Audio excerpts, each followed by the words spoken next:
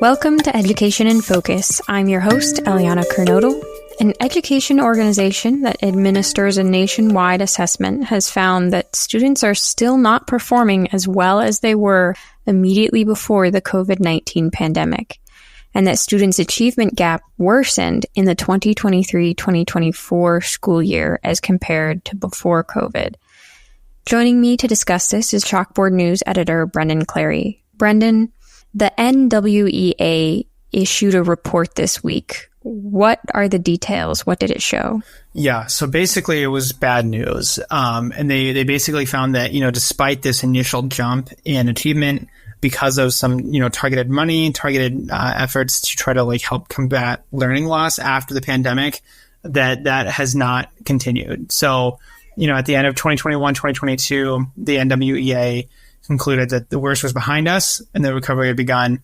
But unfortunately, and this is from the report, data from the past 2 school years no longer support that conclusion. Growth has slowed to lag pre-pandemic rates, resulting in achievement gaps that continue to widen and, in some cases, now surpass what we had previously deemed as a low point, unquote. So that's from the report. Basically, it's continued bad news in terms of we're still seeing the ongoing effects of these pandemic-era closures, right, where the schools were closed, they were online, or, there was interrupted learning and that kind of thing. And I think it's very interesting. There's a lot of different kinds of data here. You can really, really dig into this. And I think that's the hard part about writing about this is that there's so many interesting things to kind of think about. But, the youngest students, 3rd graders, they were impacted less than 8th graders, for example. And so I think there's some interesting kinds of data. There was actually, for 3rd graders in reading and math, there was actually some negative changes in the gap. So there were some good increases. But if you look at the 6th graders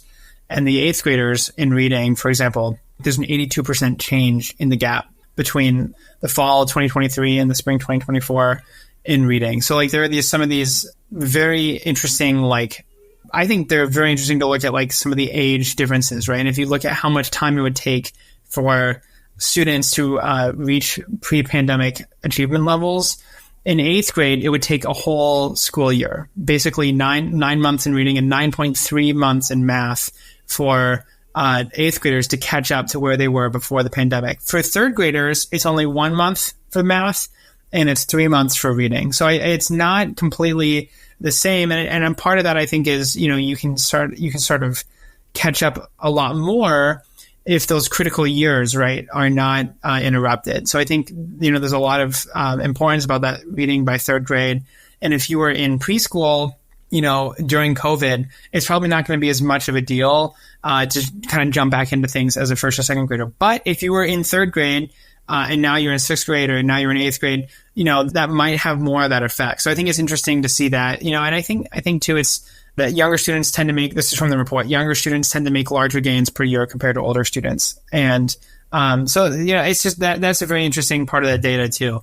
But there's a lot of different interesting things to pull from this.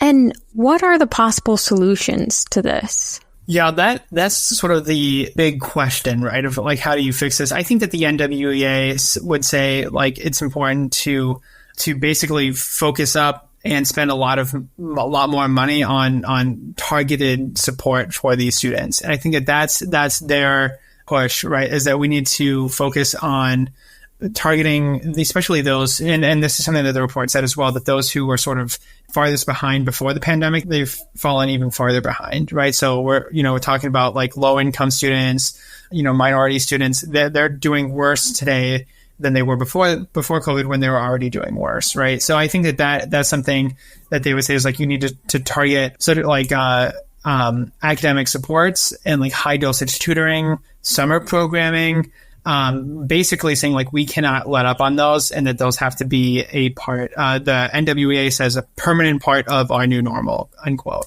So basically just giving that extra instructional time that's what they say is the only way to make meaningful progress. So I think, basically too, and something that they're staring down and cognizant of, and a lot of school districts are thinking about this too, is that the federal COVID relief is running out.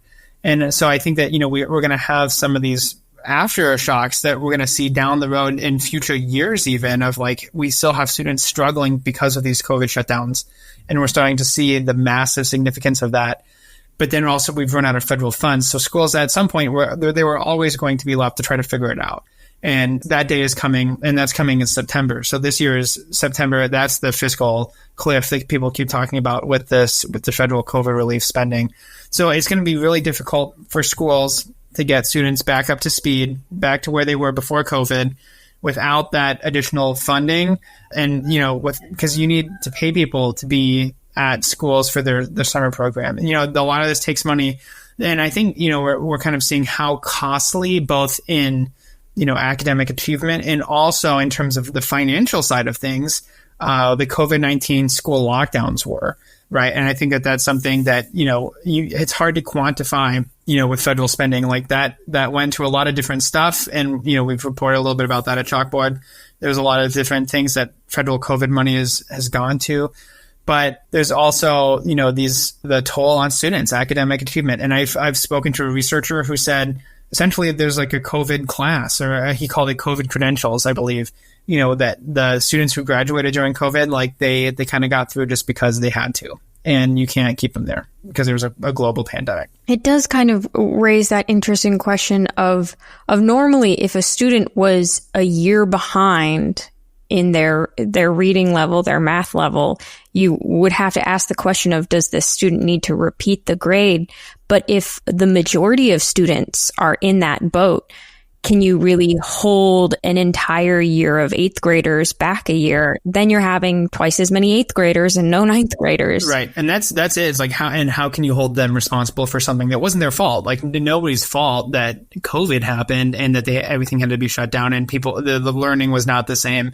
But that's the interesting thing is like, you can't really do that. And interestingly too, a lot of these school districts saw their graduation rates go up during COVID when students were ostensibly learning the least. So if you kind of track that out, you kind of see like, students were getting basically no fail on their assignments. And so they were just graduated and maybe they don't know enough. So that might also have ripple effects in the workforce. And it might just take some studies to figure out exactly how much. But we're seeing it in school still here. We're seeing students in those, younger grades initially as they progress, like that's continuing to haunt them and they're not doing as well as they were before the pandemic. Well, Brendan, thank you for your insights on this story. It's something that we have been following and we will continue to follow as more information comes out. Listeners can keep up with this story and more at chalkboardnews.com.